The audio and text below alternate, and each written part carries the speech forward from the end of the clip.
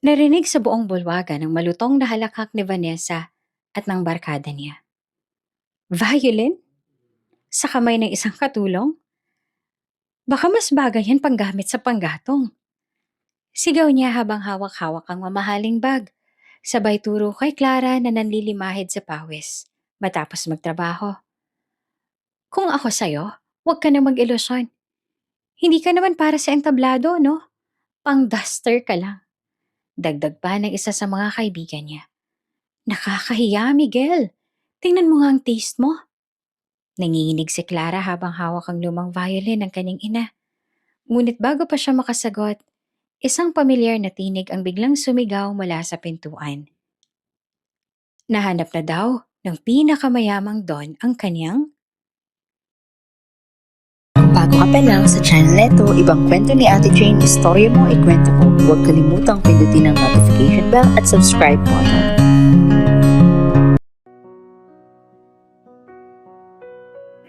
Sa gilid ng Quezon City kung saan ang trapiko ay tila agos ng ilog na walang patid at ang mga gusali nagpapaligsahan sa tangkad, may isang lupain na tila hiwalay sa realidad, ang Montemayor Estate. Sa mismong puso nito nakatindig ang mansyong marmol na kilala sa lugar, ang Montemayor Mansion.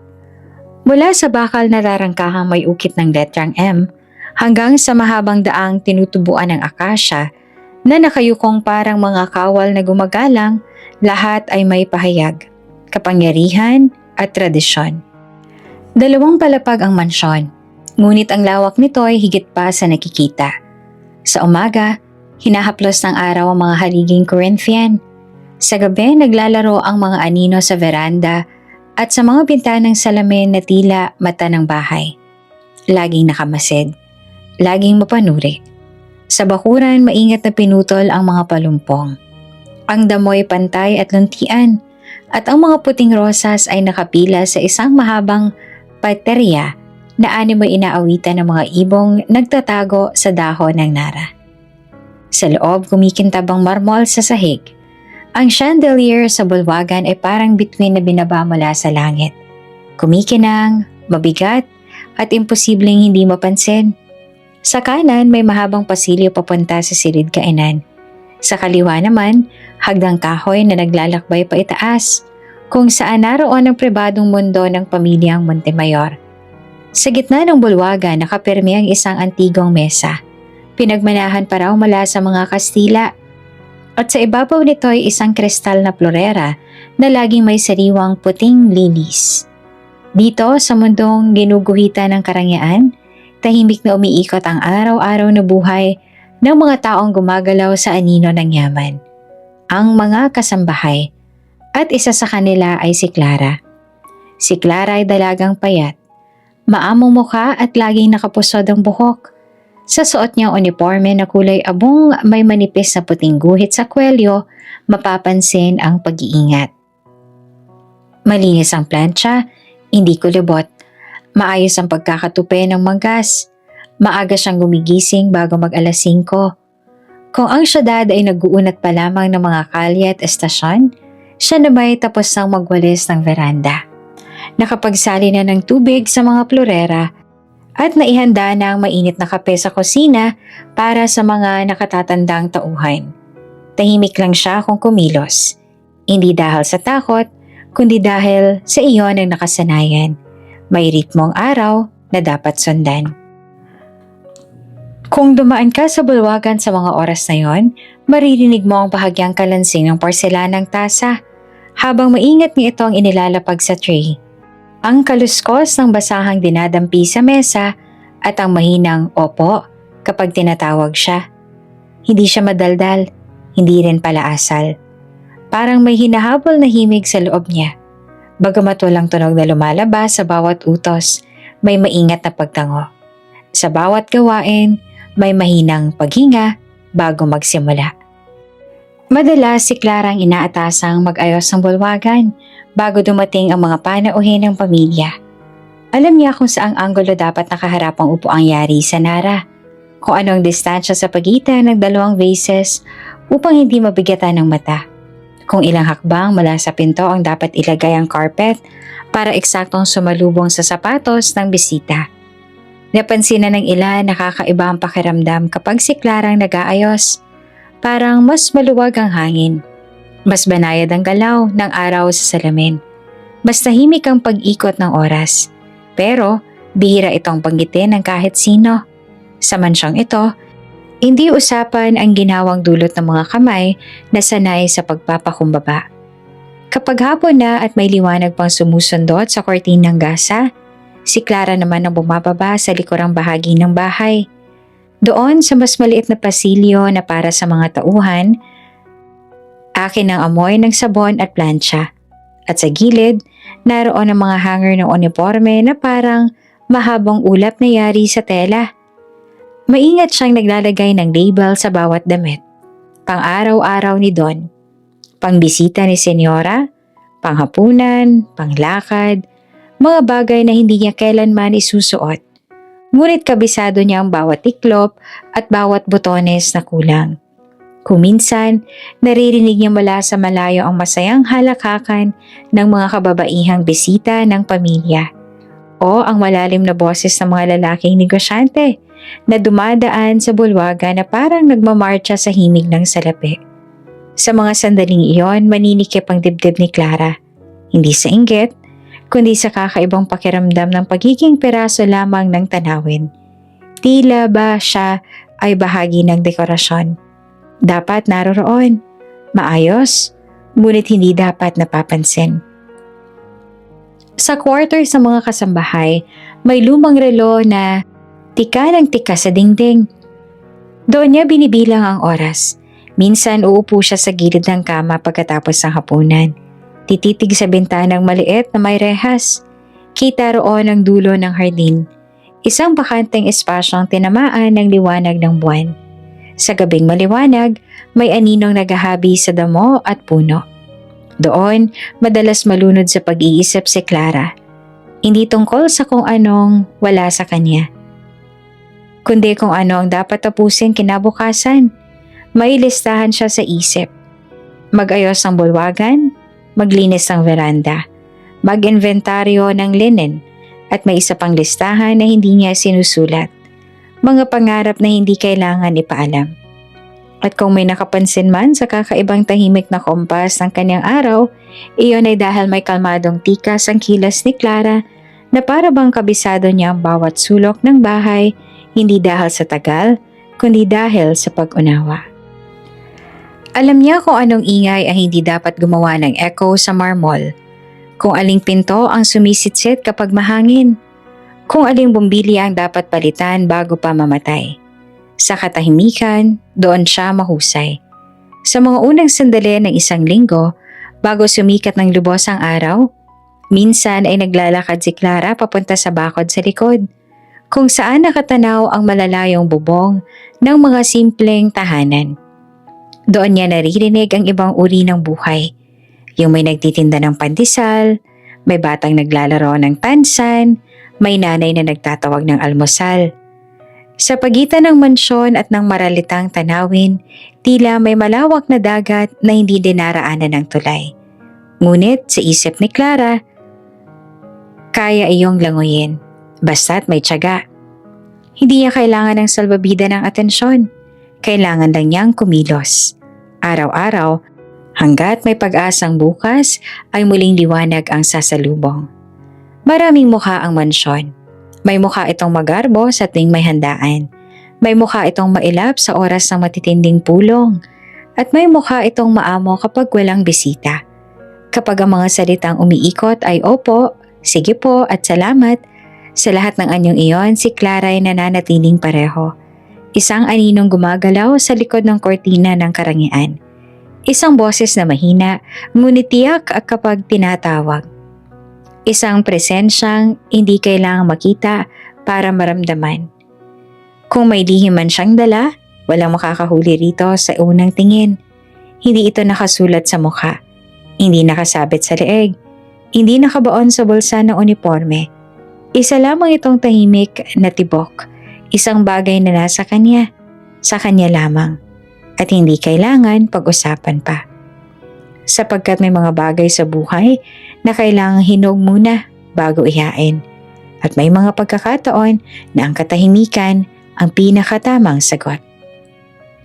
At sa gabing iyon, habang ang chandelier ay kumikindat sa liwanag ng munting bombilya at ang hangin sa bulwagan ay nagpapahingang tila isang dambuhalang pusa, naglakad si Clara sa gitna ng sahig na marmol upang patayin ang huling ilaw. Isa-isa niyang pinatay ang mga switch mula sa dulong pasilyo hanggang sa tabi ng hagdanan. Nang ang huli mamatay, naiwan siyang nakatayo sa gitna ng kadiliman na hindi natatakot sapagkat kabisado niya ito. Huminga siya ng malalim, tumango sa sarili at marahang bumalik sa pasilyo ng mga tauhan. Bukas, sisikat uli ang araw sa Montemayor Mansion. Magbubukas ang tarangkahan. May iilalim na sasakyan. May darating na tawag. May panibagong listahan ng mga utos at gawain. At si Clara ay babangon. Gagalaw, tatahimik. Magbibilang ng oras sa lumang relo at muling magiging bahagi ng musikang walang nota ng bahay na iyon. Hindi pa kailangan ng anumang paliwanag. Hindi pa panahon para sa anumang paghahayag. Sa ngayon, sapat na ang isang katotohanan. Narito siya, handa, tahimik at may dalang lihim na tanging panahon lamang ang maaaring magbunyag. Tahimik ang buong mansyon ng Montemayor sa mga oras na yon. Ang mga ilaw sa bulwagan ay patay na at ang tanging maririnig ay ang mahinang huni ng mga kuliglig mula sa hardin. Sa maliit na silid ng mga kasambahay, dahan-dahang bumangon si Clara mula sa kanyang kama. Hindi pa sumisikat ang araw, ngunit sanay na ang kanyang katawan sa oras na iyon. May mas mahalaga siyang ginagawa kaysa sa pagtulog. Lumuhod siya sa tabi ng kanyang kahon at maingat na binuksan ito. Mula sa loob, inilabas niya ang isang bagay na luma na ngunit maingat niyang iningatan. Isang violin na iniwan sa kanya ng kanyang ina bago ito pumanaw. Hinaplos niya ang kahoy, pinunasan ng tela ang mga kwertas at sandaling nakatitig lamang dito. Para kay Clara, hindi ito bastang instrumento, isa itong pamana. Alaala ng isang ina na minsang nangarap para sa kanya. Tahimik siyang lumabas mula sa likurang pinto ng mansyon. Ang damo ay basa pa ng hamog at malamig ang hangin na humahaplos sa kanyang balat. Pumwesto siya sa lumang bangko sa hardin.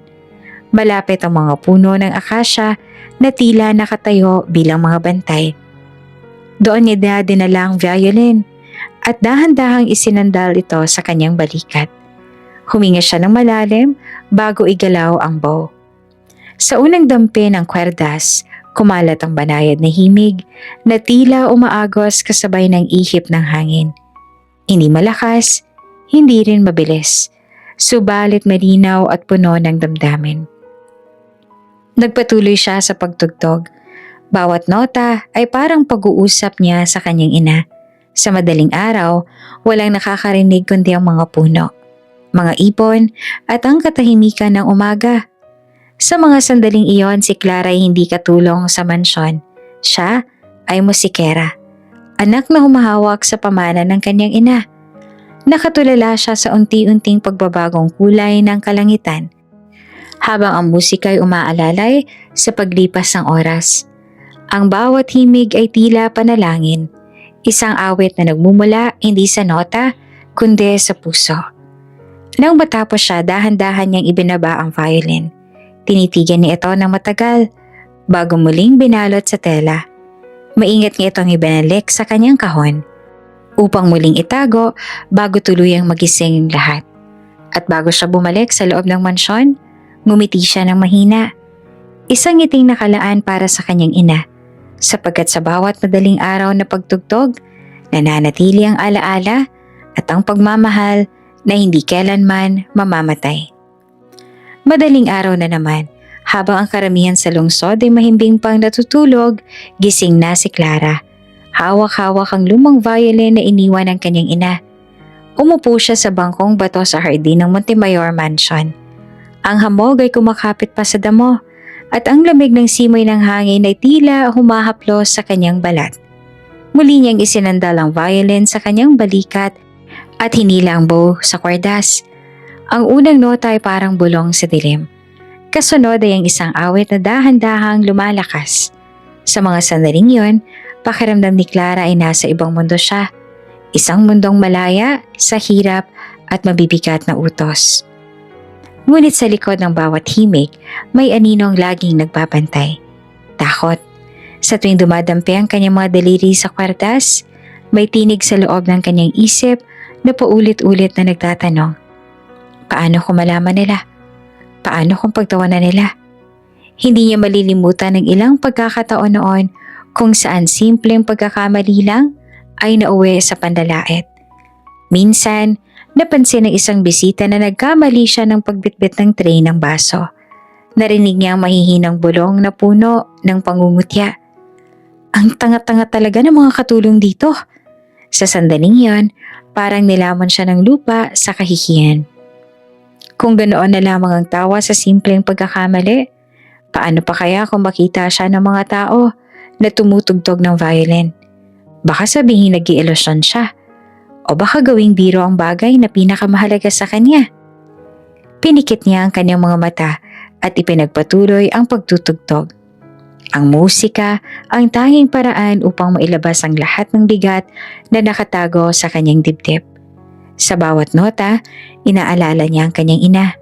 Kung paano nito siyang tinuruan ng simpleng piyesa noong bata pa siya. Naaalala niya ang huling mga salita ng kanyang ina.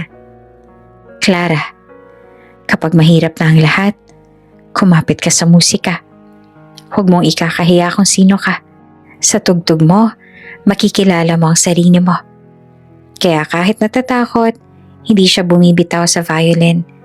Sa bawat indayog ng bow, na ilalabas niya ang sakit ng pagiging ulila, ang pangungulila sa kapatid na naiwan sa probinsya, at ang bigat ng pagiging kasambahay na madalas maliitin. Habang tumutugtog siya, dumadaloy din ang kanyang mga pangarap. Isang larawan ang bumabalik sa kanyang isipan. Siya, nakatayo sa isang entablado, hawak ang violin, at ang tumutugtog sa harap ng maraming tao. Walang tumatawa, walang nangmamaliit. Tanging musika lamang na pinapakinggan ng lahat. Ngunit kasunod ng imaheng iyon, pumapasok agad ang katotohanan. Isa lang siyang katulong. Ang entablado ay para sa mga may pera, para sa mga nakapag-aral sa musikang formal, hindi para sa isang katulad niya. Kaya't mananatili na lamang siguro ang kanyang mga pangarap sa isip. Hanggang doon na lang. Ngunit kahit na ganoon, hindi niya ito kayang talikuran, sapagkat sa bawat pagtugtog, nabubuhay muli ang pangarap na iyon. Kahit na alam niyang mahirap itong abutin. Natapos siya sa isang mahaba at malungkot na himig. Dahan-dahan niyang ibinaba ang violin at tinitigan ito. Sa bawat gasgas na kahoy, naaalala niyang mga hirap na pinagdaanan. Ngunit sa parehong mga gasgas din, nakikita niya ang tibay ng kaniyang pananalig. Kung may isang bagay man na hindi nila kayang kunin sa akin, ito yon. Bulong niya sa sarili. Minsan iniisip niyang sana may makakita sa kanya na hindi pagtawanan ng kanyang musika, kundi papahalagahan ito. Ngunit hanggang ngayon, wala pa. Kaya't mananatili muna itong isang lihim, isang hilig na kanya lamang, at isang pangarap na nakaipit sa pagitan ng takot at pag-asa. Nang magsimulang magdilim ang langit at pumasok ang unang sinag ng araw, mabilis niyang ibinalot muli ang violin sa tela at ibinalik sa kanyang kahon.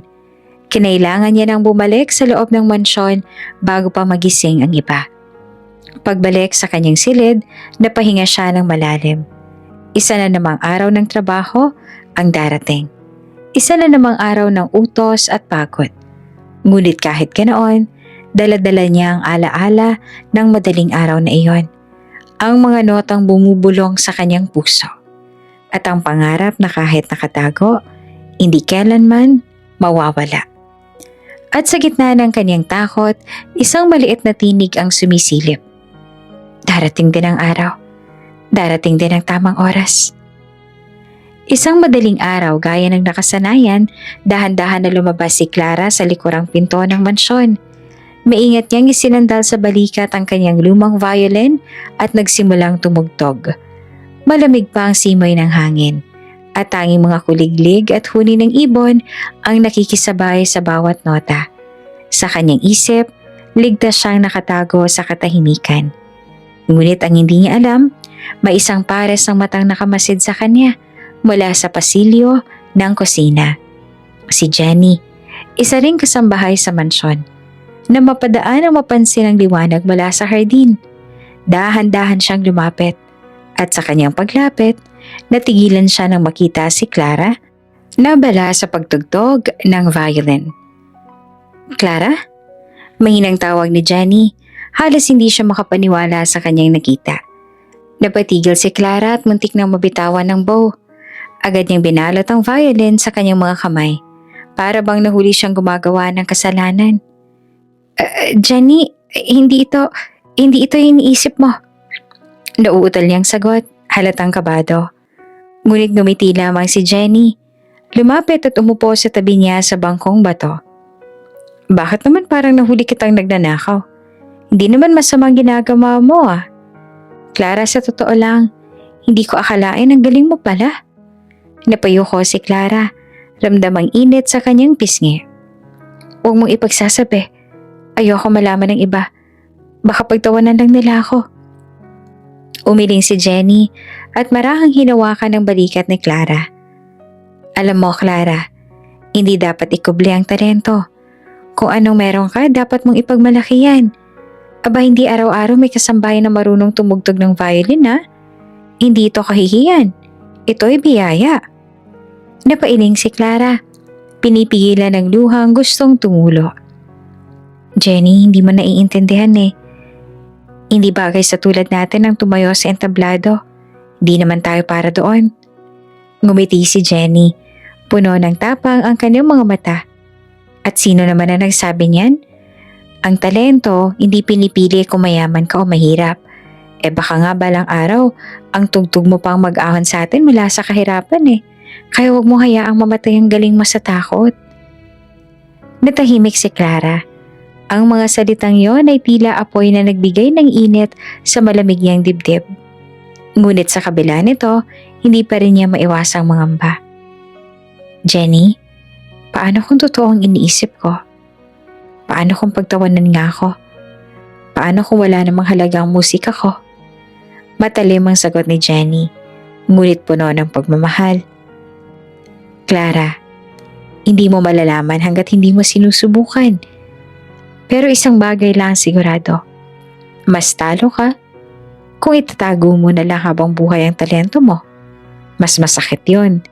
Ang hindi man lang pagkakataon na ipakita kung sino ka talaga." Natahimik si Clara at napatingin sa violin. Nakita niya sa kahoy na puno ng gasgas ang refleksyon ng kanyang mukha. Pagod, mahiyain, ngunit may apoy na hindi pa rin napapawi. Nagpatuloy silang mag-usap hanggang unti-unting lumakas ang liwanag ng araw. At bago sila bumalik sa mansyon, muling nagsalita si Jenny. "Clara, tandaan mo, nandito lang ako. Kung sakaling dumating ang araw na gusto mong ipakita sa mundo ang talento mo, hindi ka nag-iisa. Ako ang unang tatayo sa tabi mo." Napangiti si Clara sa kabila ng kanyang pangamba. Sa unang pagkakataon, nakaramdam siya ng pag-asa na hindi pala siya nag-iisa. Na may isang taong naniniwala sa kanya, kahit siya mismo ay nagdududa pa. Pagbalik nila sa loob ng mansyon, dala-dala na ni Clara ang violin na nakabalot sa tela. Habang naglalakad, mahigpit niyang hawak ito. Hindi na lamang bilang alaala ng kanyang ina, kundi bilang simbolo ng pangarap na maaari pa palang magkaroon ng pagkakataon. At sa kanyang puso, nag-ugat ang mga salitang iniwan ni Jenny. Ang talento, hindi yan pinipili kung sino ka. Baka isang araw, itong mag-aahon sa atin mula sa hirap. Pagpasok ng bagong linggo sa Montemayor Mansion, naging abala ang lahat ng kasambahay. Sa paghahanda para sa pagdating ng ilang panauhin, ang bulwagan ay pinakintab. Ang mga kortina ay nalabhan at ang bawat porselana sa cabinet ay pinunasan. Habang si Clara ay maingat na nag-aayos ng mesa, napansin niya namang may mga matang mahigpit na nakatingin sa bawat galaw niya. Mga matang hindi kailanman nagkulang sa pagpuna. Si Aling Perla, ang pinakamatagal ng head maid sa mansyon, ay kilala hindi lamang sa kanyang kasipagan, kundi sa kanyang pagiging istrikta at malupet na pananalita. Siya ang tinig na laging naririnig sa kusina, ang yapak na laging sumusunod sa bawat tauhan, at ang anino na tila nakadikit sa likod ng mga baguhan. "Clara!" Malakas na sigaw ni Aling Perla mula sa pintuan ng kusina. "Ano na naman yung hawak-hawak mo kagabi? Huwag mo sabihin yung luma mong violin na naman ang inaatupag mo." Nanlaki ang mga mata ni Clara. Hindi siya makapagsalita agad. Hindi niya inaasahang may nakakita pala sa kanya kahit akala niya'y lihim ang lahat. Agad siyang nagyuko ng ulo. "Pasensya na po, Aling Perla." Mahina niyang tugon. Lumapit ang matandang babae at inirapan siya. "Aba Clara, wala kang kahihiyan. Kasambahay ka rito ha, hindi mo si Kera. Anong mapapala mo sa kakadakdak ng kwerdas na yan? Aba imbes na magpuyat sa pagtugtog, dapat naglalaba ka na lang ng maayos." Hindi doon nagtapos ang litanya ni Aling Perla. "Nagpapasikat ka lang, Clara. Baka iniisip mong balang araw may makakakita sa'yo at gagawin kang artista? Aba, gumising ka sa katotohanan. Ang katulong, katulong lang. Dapat alam mo ang lugar mo." Tumusok sa puso ni Clara ang bawat salita. Gusto niyang ipagtanggol ang sarili. Ngunit nananatiling tikom ang kanyang bibig. Sapagkat sa mansyon, ang salita ni Aling Perla ay batas para sa lahat ng kasambahay. Pagbalik sa kanyang maliit na silid, maingat niyang inilagay ang violin sa ilalim ng kahon. Sa kanyang mga mata, ito ay kayamanang dapat pahalagahan. Ngunit sa mata ng iba, ito ay walang silbi. Nakaupo siya sa gilid ng kama, mariing niyakap ang sarili. Paulit-ulit na umuukit sa kanyang isip ang salitang nagpapasikat. Para bang tinanggalan siya ng karapatan na mangarap. Ngunit sa kabila ng pangungutya, hindi niya kayang iwan ang violin. Kahit na pinagsasabihan siyang mag-focus na lang sa labada. Sa bawat paghampas ng sabon sa damit, naririnig niya pa rin ang mga nota sa kanyang isipan. Kahit na pinapagalitan siya sa gitna ng kusina, ang kanyang puso ay kumakapit pa rin sa musika. Kinabukasan, habang naglalabas sa likod ng mansyon, muling dumaan si Aling Perla. "Clara, siguraduhin mong walang mansyang mga damit ni Senyora. At huwag na huwag kang magpapalipas ang oras sa kahibangan mong tugtugin. Hindi ka kakain dito kung puro kalokohan ang inaatupag mo." "Opo, Aling Perla." Mahina at mababang loob na sagot ni Clara. Ngunit habang sinasampay ang mga basang damit, ramdam niyang lumalakas ang tibok ng kanyang puso. Kahit anong ipataw na salita laban sa kanya, alam niyang hindi niya kayang patayin ang apoy na nasa kanyang kalooban. Kinagabihan matapos ang lahat ng trabaho, muling kinuha ni Clara ang violin mula sa kanyang kahon. Dahan-dahan niya itong inilabas at hinaplos. Sa bawat gasgas na nakikita niya, naaalala niya ang lahat ng hirap at ang lahat ng pangungutya. Ngunit sa bawat kwerdas na kanyang hinahaplos, naaalala rin niya ang kanyang ina at ang pangarap na minsang binuo nila. Tumugtog siya ng mas banayad kesa sa dati. Para walang makarinig, ang bawat nota ay naging sagot sa mga salitang ibinato ni Aling Perla. Kung sa ibang tao siya ay nagpapasikat, sa sarili niya, siya ay lumalaban. Lumalaban na huwag mawala ng pag-asa. Pagkatapos tumugtog, tinitigan niya ang violin at napangiti na mapait. Kung ito man ang tawagin nilang pagpapasikat, hayaan na. Basta't sa akin, ito ang aking lakas. Sa loob ng kanyang puso ay nangako siya. Hindi siya titigil, kahit na ilang Aling Perla pang magsabi na siya'y wala. Sapagkat sa bawat kwerdas ng violin, naroon ang kanyang pagkatao. Isang pagkataong hindi kailanman mawawala. Muling sumapit ang isang linggo sa Montemayor Mansion. At gaya ng nakasanayan, abala na naman ang lahat ng kasambahay sa kani-kanilang tungkulin. Si Clara ay nagwawalis ng malawak na veranda. Ang kanyang likod ay pawisan at ang mga kamay ay puno ng kalyo mula sa halos walang tigil na trabaho. Habang pinupunasan niya ang hawakan ng antigong pinto, bumalik sa isip niya ang mga salitang binitiwan ni Aling Perla noong nakaraang araw. Nagpapasikat ka lang. Mag-focus ka na lang sa labada. Masakit iyon. Ngunit pinilit niyang huwag dalhin sa puso. Sanay na siya. Sanay na siyang maliitin. Sanay na siyang pag-initan. Sanay na siyang ituring na wala. Ngunit sa kabila ng lahat ng iyon, nananatili pa rin siyang matiisin. Hindi dahil mahina siya, kundi dahil may isang bagay na mas mahalaga kaysa sa kanyang sariling damdamin. Ang kaniyang kapatid na si Luis. Si Luis ay 10 taong gulang lamang at mula pagkabata ay may sakit na sa baga. Naiwan itong nakatira sa probinsya.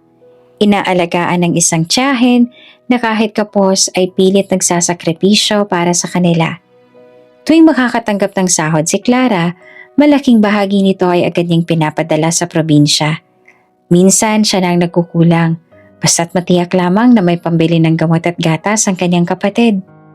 Kapag nakakatanggap siya ng mga sulat mula sa tiyahin, palagi itong may kasamang simpleng kwento tungkol kay Luis. Kung paano itong nagsisikap mag-aral kahit mahina ang katawan. Kung paano ang hininga nito ay madalas humahabol kapag malamig ang panahon. At kung paano tuwing tinatanong kung nasaan ang kanyang ate, laging sagot ni Luis ay nagtatrabaho siya para sa akin. Darating din ang araw na makakasama ko siya ulit. Sa bawat pagbasa ng sulat na papaluha si Clara, doon siya kumukuha ng lakas. Doon siya kumakapit para tiisin ang bawat insulto at pang-aapi sa mansyon. Habang nagdidilig ng mga halaman isang hapon, biglang bumuhos ang ulan. Nagmadali siyang sumilong sa ilalim ng bubong ng bodega. At sa gitna ng malamig na ambon, kinuha niyang maliit na larawan ng kanyang kapatid mula sa bulsa ng uniforme. Ito lamang ang dala niyang alaala. Isang luma at kupas na litrato na kuha noong si Luis ay 7 taong gulang pa lamang. Tinitigan niya ito ng matagal. At kahit nababasa ng patak ng ulan, pinunasan niya agad gamit ang laylayan ng kanyang damit. Sa isip niya ay malinaw ang isang bagay. Para sa'yo, Luis. Lahat ng ginagawa ko. Lahat ng pagtitiis ko. Lahat ng pangarap ko ay para sa'yo.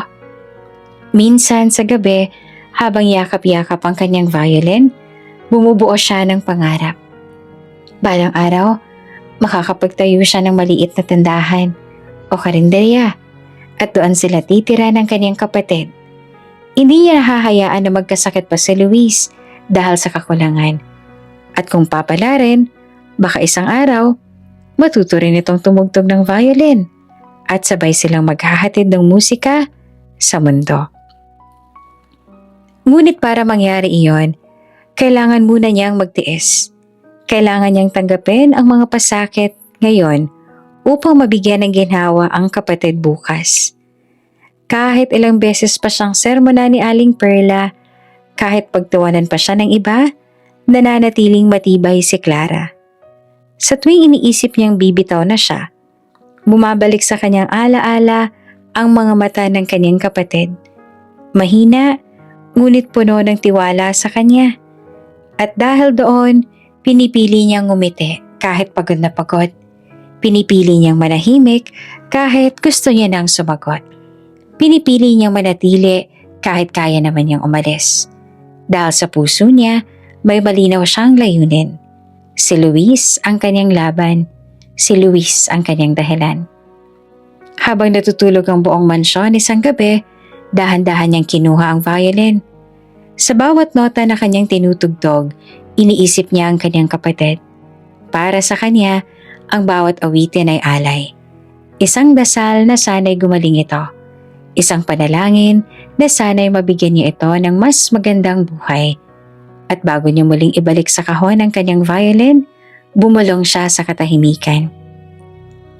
Luis, mahal na mahal kita. Huwag kang bibitaw. Pangako, isang araw, Bubuhat ako ng mas magandang bukas para sa atin. Sa kanyang mga mata ay nagniningning ang luha. Ngunit sa kanyang puso, sumibol ang lakas.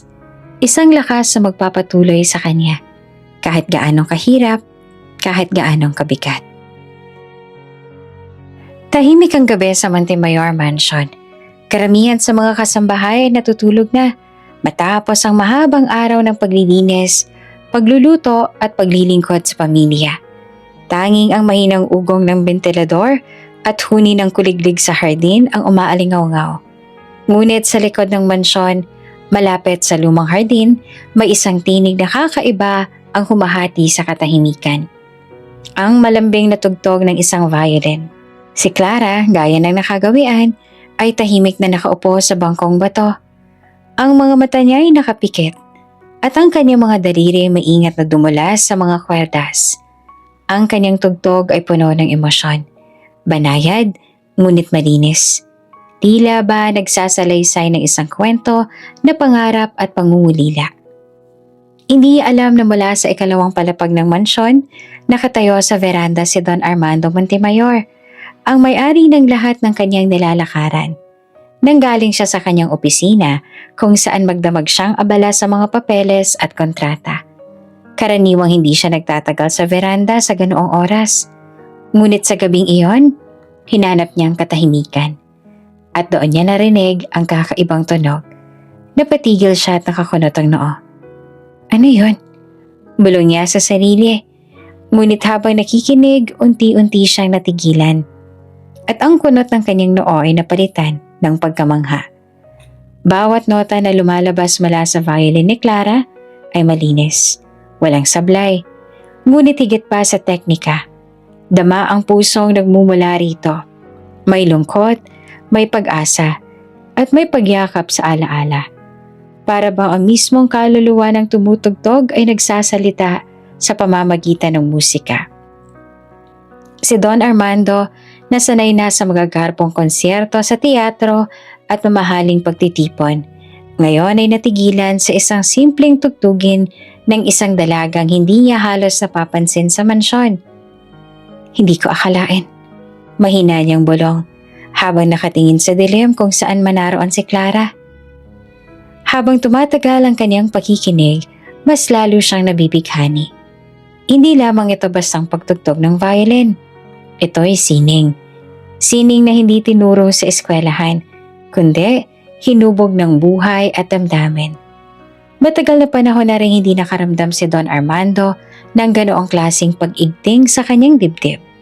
Sa mundo ng negosyo, puro numero, pera at kasunduan ang umiikot. Ngunit sa mga sandaling yon, muling pinaalala sa kanya ng musika ang kahulugan ng damdamin at ng pagiging tao. Natapos ni Clara sa isang mahaba at marahang nota. Dahan-dahan niyang ibinaba ang bow, huminga ng malalim, at marahang tinitigan ang kanyang violin bago ito muling balutin ng tela. Hindi niya alam na mula sa veranda, may matang nakatutok at pusong namamangha sa kanya. Tahimik na bumalik si Don Armando sa loob ng kanyang silid, ngunit dala-dala niya ang alaala ng tugtog na narinig. Sa kanyang isipan, nag-iwan iyon ng tanong. Sino ang dalagang iyon? At paano niya natutunang tumugtog ng ganoong kalinis? Kinabukasan, habang abala ang lahat sa paghahanda ng almusal, mapapansin ni Clara na tila iba ang tingin sa kanya ni Don Armando. Hindi iyon ang tipikal na malamig at matalim na tingin ng isang amo, kundi isang tingin na parang may pagkilala at pag-usisa. Hindi nagsalita ang Don, ngunit sa kanyang isip, malinaw. May natuklasan siya kagabi at nais niya pa itong alamin. At mula sa gabing yon, hindi na mawawala sa kanyang alaala ang musika ni Clara.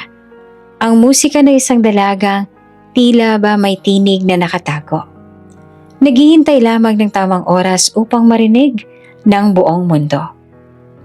Mabigat ang pakiramdam ni Clara ng umaga ring yon habang inihahanda niya ang tray ng kape para kay Don Armando. Ramdam niyang may kakaiba. Hindi niya alam kung bakit, ngunit parang may mga matang nakasunod sa kanya kahit hindi naman siya direktang tinititigan ng Don. Matapos niyang ilapag ang tasa ng kape sa opisina ng amo, marahang nagsalita si Don Armando. Clara, sandali. Napatigil siya. Halos mabitawan ng tasa. Sanay siya na bihira siyang kausapin ng Don, maliban kung tungkol sa gawain. Ngunit ngayon, may lambing sa tinig nito. Hindi ang karaniwang malamig na utos. Opo, Don Armando. Mahina niyang sagot sa bayuko ng ulo. Ibinaba ni Don Armando ang hawak na dyaryo at tinitigan siya. Narinig kita kagabi. Parang binuhusan ng malamig na tubig si Clara. Nanlaki ang kanyang mga mata at halos hindi makahinga. Po? Ang violin. Tugon ng Don. Diretso ngunit banayad. Ikaw ang tumutugtog sa hardin, hindi ba? Hindi naman makasagot agad si Clara. Kinakabahan siya. Iniisip kong ginalit ba niya ang amo o baka pagalitan siya tulad ng ginawa ni Aling Perla. Ngunit laking gulat niya nang umiti si Don Armando. Isang ngiting bihira niyang makita. Huwag kang matakot. Hindi ako nagagalit. Sa totoo lang ay nabighani ako. Malinis at puno ng damdamin ng iyong tugtog. Hindi ko akalain na sa mansyon na ito ay mayroong ganitong talento. Napaiyak si Clara. Hindi niya inaasahan ang mga salitang iyon. Don Armando, pasensya na po. Hindi ko po intensyon na istorbohin ang gabi ninyo, sadyang doon ko lang po na ilalabas ang sarili ko. Umiling ang Don. Clara, huwag mong ikulong ang talento mo. Huwag mong isipin na dahil ikaw ay isang kasambahay na hindi ka na pwedeng tumugtog. Ang musika ay hindi lamang para sa mga mayayaman. Ang musika ay para sa lahat. At sa'yo na, mas lalo. Dahil ramdam ko sa bawat tugtog mo, hindi ito basta kasanayan lamang. Ito ay puso. Napatakip ng bibig si Clara. Pinigil ang luha. Noon lang may nagsabi sa kanya ng ganoon, na ang kanyang musika ay may halaga. Lumapit si Don Armando at sa unang pagkakataon, naramdaman niya ang isang ama na hindi lamang amo. Clara, alagaan mo ang talento mo. Huwag mong hayaang mamatay dahil sa takot o sa salita ng iba. Hindi ko pa alam kung paano pero naniniwala ako. Darating ang araw na ang tugtog mo ay maririnig ng mas marami. Mahinang tumango si Clara. Nanginginig ang boses ng sumagot. Maraming salamat po, Don Armando. Hindi niyo po alam kung gaanong kahalaga ang mga salitang yan para sa akin. At sa unang pagkakataon, umalis si Clara sa opisina ng Don na may ngiti sa kanyang labi. Sa kanyang puso may bagong lakas, bagong pag-asa. Habang naglalakad siya pabalik sa kusina, ramdam niyang magaan ang kanyang dibdib. Parang nabunutan siya ng tinik na matagal na nakabaon. At sa kanyang isipan, paulit-ulit ang mga salitang binitiwan ng Don. Huwag mong ikulong ang talento mo. Ang musika ay para sa lahat. Sa gabing iyon, nang muli siyang tumugtog ng violin, hindi na puro lungkot ang laman ng kanyang musika. Sa bawat nota, may kasama ng pag-asa. May kasamang pangarap. Sapagkat sa wakas, may isang taong naniniwala sa kanya. At iyon ang nagsindi ng liwanag sa kanyang madilim na mundo. Matapos ang ilang taong pag-aaral at pagtatrabaho sa Amerika, muli namang bumalik si Miguel Montemayor sa Pilipinas. Mula sa paliparan hanggang sa huling kanto bago marating ang Montemayor Mansion, naramdaman niya ang unti-unting pag-igting ng damdamin. Ang kakaibang timpla ng pananabik at kaba na dulot ng pagbabalik sa tahanang matagal niyang iniwan. Sa loob ng mansyon, maagang gumising ang lahat upang ihanda ang pagdating ng binata. Pinakintab ang mga sahig na marmol hanggang sa halos magsilbing salamin. Ang mga kortina ay tiniklop at ibinaba upang papasukin ang liwanag. Ang mga bulaklak sa florera ay pinalitan ng bagong puting dilis. Sa gilid naman ng bulwagan, tahimik na nag-aayos si Clara ng mga baso at pinggan na gagamitin sa simpleng salo-salo. Nakalugay ang ilang hibla ng kanyang buhok at bawat galaw ng kamay ay may kabatirang sanay na sanay sa pag-iingat. Huminto ang itim na kotse sa harap ng malapad na hagdan. Bumukas ang pinto at bumungad ang matangkad na binata. Nakasuot ng maaliwalas na polo at may dalang maliit na bag.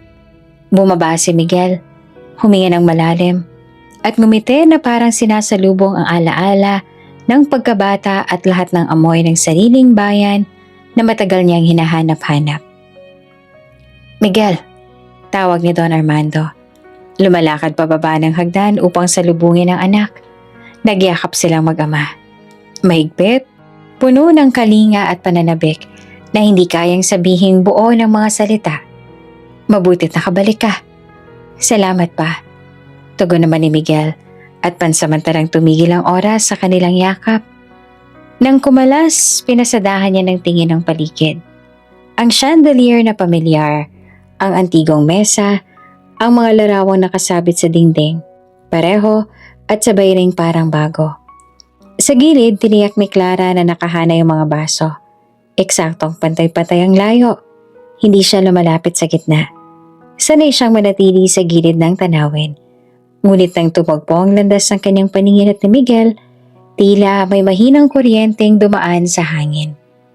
Sandaling natigilan si Miguel. Nagbagong tikas ang kanyang ngiti. Tila pinakikinggan ng isang hindi marinig na tunog sa loob ng alaala. Pamilyar, bulong ng isipan niya. Saan ko siya? Hindi niya mabigyang ngalan. Walang eksaktong larawan ng umaahon sa isip niya. Walang lugar, walang petsa. Ngunit naroon ang pakiramdam. Ang uri ng pamilyaridad na dumarating sa parang samyo ng ulan, sa simoy ng hangin bago pa umulan. O tulad ng kaling matagal mo nang nalakaran at biglang naalala kung saan palabas. Nagbaba ng tingin si Clara, marahang tumango bilang pagbate at bumalik sa ginagawa. Hindi siya makatitig ng diretsyo. May kung anong bigat sa dibdib kapag napapansin, ngunit hindi rin niya maitatanggi. Ang pagdating ng anak ng Don ay may presensyang lumalaganap sa buong bulwagan. Hindi ito takot. Iba, parang alon ng pag-asa hindi pa niya alam kung bakit. Anak, magpahinga ka muna sa itaas, sabi ni Don Armando. Tinatapik ang balikat ni Miguel. May ihahandang merienda ang kusina. Tumango si Miguel, ngunit bago umakyat ay lumingon siyang muli. Hinanap ng mata niya ang dalagang kanina pa gumagalaw sa gilid. Mahinhin, disiplinado. Halos hindi gumagawa ng ingay. Nakita niya si Clara sa may dulo. Inaayos ang tray ng kape. Walang kakaiba sa suot. Walang kapansin-pansin na palamuti. At gayunman, nananatili ang pakiramdam na nakita ko na siya. Sa itaas habang inaayos ng yaya ang mga kortina sa silid at inilalapag ang maleta niya, sumandal si Miguel sa pinto at pinikit ang mga mata. Hinayaang sumagi-sagi ang gumugulong tanong sa utak. Saan ko ba siya nakilala? Saang pagkakataon? Walang precise na sagot. Wala ring pilit. Nananatili lang itong banayad na kurot. Isang palaisipan na ayaw magpaalis.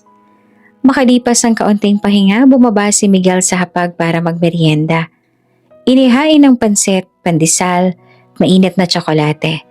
Mga lasang bayan na matagal niyang inasam sa ibang bansa. Nagtanong si Don Armando tungkol sa mga natapos na kurso, mga taong nakasalumuha at mga ideyang maaaring dalhin sa negosyo. Sumagot naman si Miguel ng maayos. Ngunit paminsan-minsan ay napapatingin siya sa bulwagan kung saan may dumaraan na figura ng dalagang tahimik, dala ang florera. May inaayos na tela, may inilapag na tasa. Hindi mapakali ang kanyang gunita. Hindi ito romansa sa unang tingin. Wala pang ganoon.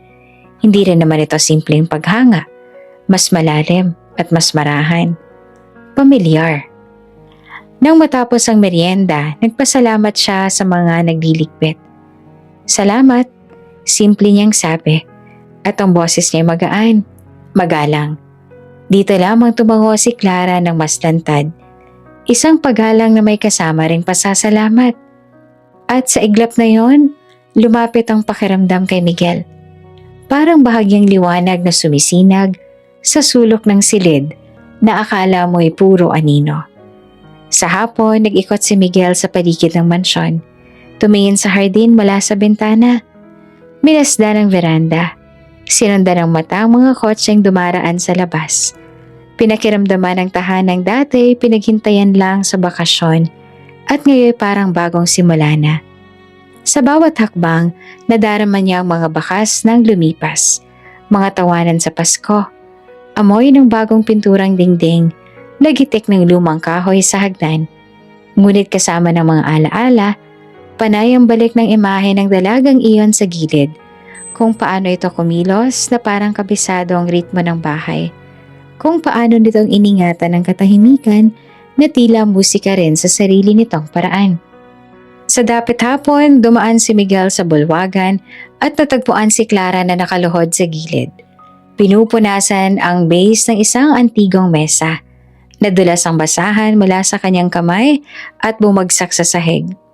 Mabilis na pumulot si Miguel at inabot iyon sa kanya. "Salamat, sir." Mahinang wika ni Clara. Hindi pa rin umaangat ang tingin. "Walang anuman."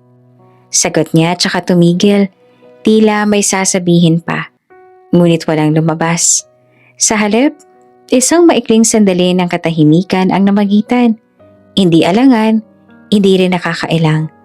Parang parehong may narinig na bagay na hindi pa kayang pangalanan. Naglakad palabas si Miguel at sa loob-loob niya ay umalingaw-ngaw ang tanong na hindi pa rin niya mabitawan. Bakit kaya pamilyar siya? Hindi niya sinikap hanapin ng pilit na sagot. Inilagay na lang niya sa isang sulok ng kanyang isip, tulad ng paglalagay ng mahalagang papel sa pinakaibaba ng lamesa. Hindi nakikita, pero alam mong nariyan.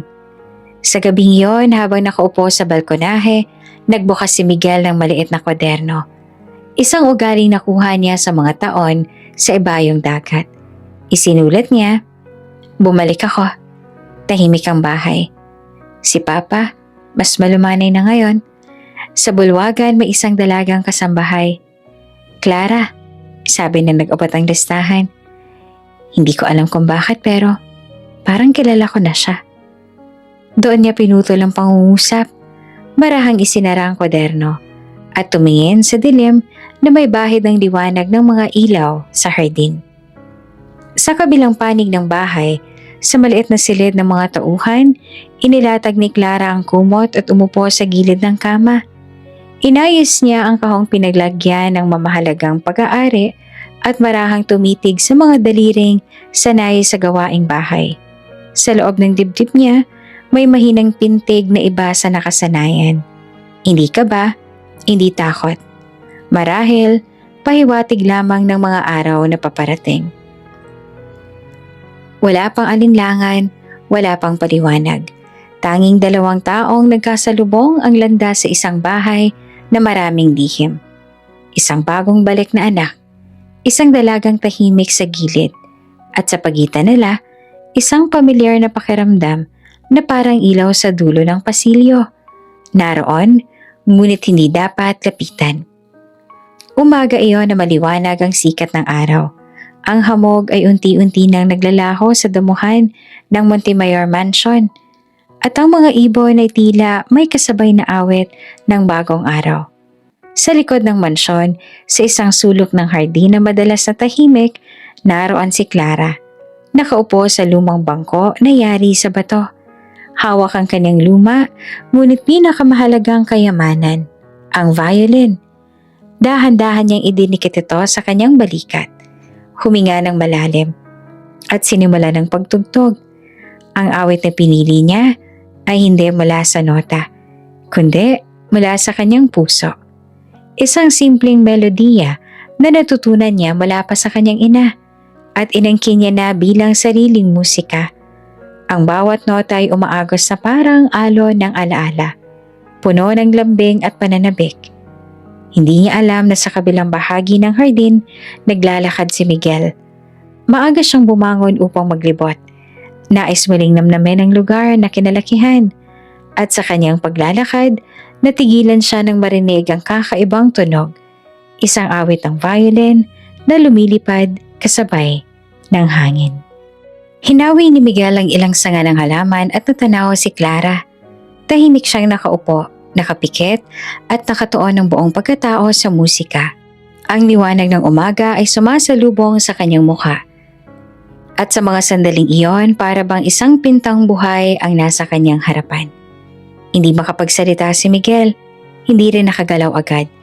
Nabighani siya sa kalinisan ng tugtog at sa lalim ng damdamin na naroroon. Hindi ito parang mga tugtugin na narinig niya sa mga konsyerto sa ibang bansa. Mas payak, mas totoo, at mas nakakaantig. Habang nakikinig, muling sumibol sa isipan ni Miguel ang pakiramdam na matagal nang bumabagabag sa kanya mula nang makita si Clara. Parang may alaala siyang hindi matukoy. Isang larawan mula sa nakaraan na ayaw lumitaw ng buo. Ang tugtog ng violin ay tila nagiging susi. Nagpapapalit sa kanya sa isang bagay na hindi niya maipaliwanag. Bakit parang dati ko na nga siya nakita? Tanong niya sa sarili. Nananatili nakatayo at nakikinig. Natapos ang isang bahagi ng tugtog at sa pagmulat ni Clara, nagulat niya nang makita si Miguel na nakatayo sa malapit. Agad siyang natigilan at napakapit sa violin. Parang batang nahuli sa isang lihim. Sir Miguel, pasensya na po. Sabi niya at halatang nag-aalangan. Hindi ko po alam na may tao po. Ngunit ngumiti si Miguel at lumapit. Hindi mo kailangang humingi ng pasensya. Ang ganda ng tugtog mo. Hindi ko akalain na may ganito palang musika dito sa mansyon. Namula ang pisngi ni Clara. Hindi siya sanay na ipurihin. Lalo na ng isang tulad ni Miguel. Yumuko siya at pilit na itinago ang kanyang kaba. Salamat po. Maliit lang po itong talento. Umiling si Miguel. Hindi. Malalim ang tugtog mo. Hindi lang ito basta kasanayan. May damdamin. May kwento. Habang nagsasalita, hindi maalis ni Miguel ang tingin sa kanya. Muling bumalik ang pakiramdam ng pamilyaridad. Para bang hindi lang ito ang unang beses na nakita niya si Clara. Ang bawat galaw ng kanyang mga daliri sa violin, ang bawat ekspresyon ng kanyang mukha habang tumutugtog, tila may alaala siyang nagising. Ngunit ayaw magpakita ng malinaw. Parang matagal na kitang kilala. Mahina niyang nasabi, halos bulong. Napatigil si Clara at napatingin sa kanya. Halatang gulat at nalilito. Po? Umiling agad si Miguel, bahagyang natawa sa sarili. Wala, baka guni-guni lang. Pero totoo, Clara. May kakaiba sa tugtog mo. Hindi ko makalimutan ito. Nakaramdaman ni Clara ang matinding kaba. Hindi niya alam kung bakit, pero ang bawat salita ni Miguel ay parang bigat na bumabagsak sa kanyang dibdib. At kasabay nito ay isang init na hindi niya maipaliwanag. Hindi siya sanay mapansin, lalo pa ng anak ng Don. At ngayon, hindi lamang siya napansin. Pinuri pa tiningnan ng may kakaibang lambing. Mabilis niyang ibinalot ang violin sa tela. Pasensya na po, Sir Miguel. Kailangan ko na pong bumalik sa loob. Tumango si Miguel, bagamat nanatili ang kanyang tingin.